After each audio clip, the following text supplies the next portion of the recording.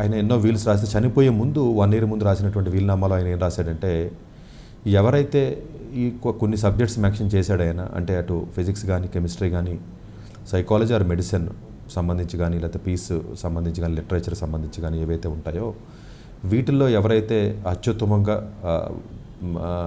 It's a benefit of the humankind, అంటే మానవ జాతికి ఎవరైతే ఎక్కువగా సేవలు చేస్తారో, అలాంటి వర్క్ ఎవరైతే చేస్తారో వాళ్ళకి నా మీద ఉన్నటువంటి, నా పేరుతో ఉన్నటువంటి ప్రైజ్ని డిస్ట్రిబ్యూట్ చేయాలి అని చెప్పి కొంత మనీని, కొంత అన్నదానికి నేను చెప్పాలి అంటే ఆల్మోస్ట్ 94% ఆఫ్ ఈజ్ అసెట్స్, అంటే 94% ఆఫ్ టోటల్ అనే యొక్క ఇన్కమ్ని మొత్తానికి ఈ యొక్క నోబెల్ ఫౌండేషన్ స్థాపించి దాంట్లో పెట్టి దాని ద్వారా మనీ రెవెన్యూ ఏదైతే జనరేట్ అవుతుందో అది ఎప్పటికీ కూడా ఇవ్వాలనే ఉద్దేశంతో ఆయన వీలునామా రాయడం జరిగింది. ఆ వీలునామాలో కూడా 50% ఆఫ్ ది మనీని షేర్స్లో పెట్టమని, ఒక 20% ఆఫ్ ది మనీని బాండ్స్లో పెట్టమని, మిగిలినటువంటి మనీని హెడ్జ్ ఫండ్స్లో కానీ లేకపోతే రియల్ ఎస్టేట్లో కానీ పెట్టమని డిఫైన్ చేయడం జరిగింది. తర్వాత నోబెల్ ఫౌండేషన్ అనేది ఏదైతే ఉంటుందో తర్వాత అది స్థాపించడం జరిగింది. దాని ద్వారా సబ్సిక్వెంట్గా ఎవరి ఇయర్ కూడా వాళ్ళకి ఇవ్వడం జరుగుతుంది.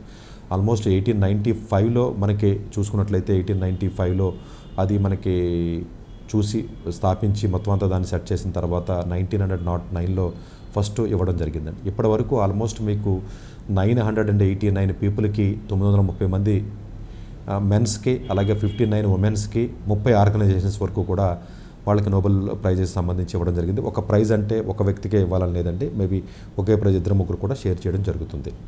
సో ఇది ఓవరాల్గా చూసుకున్నట్లయితే ఉన్నటువంటి హిస్టరీలోకి వెళ్ళినట్లయితే ఇది దీంట్లో సబ్జెక్ట్స్ కూడా ఏ సబ్జెక్ట్స్ అన్నది కూడా క్లియర్గా ఇవ్వడం జరిగింది. తర్వాత సబ్సిక్వెంట్గా ఉన్నటువంటి పీరియడ్స్లో చూసుకున్నట్లయితే మన ఎకనామిక్స్ని దాంట్లో యాడ్ చేయడం జరిగింది.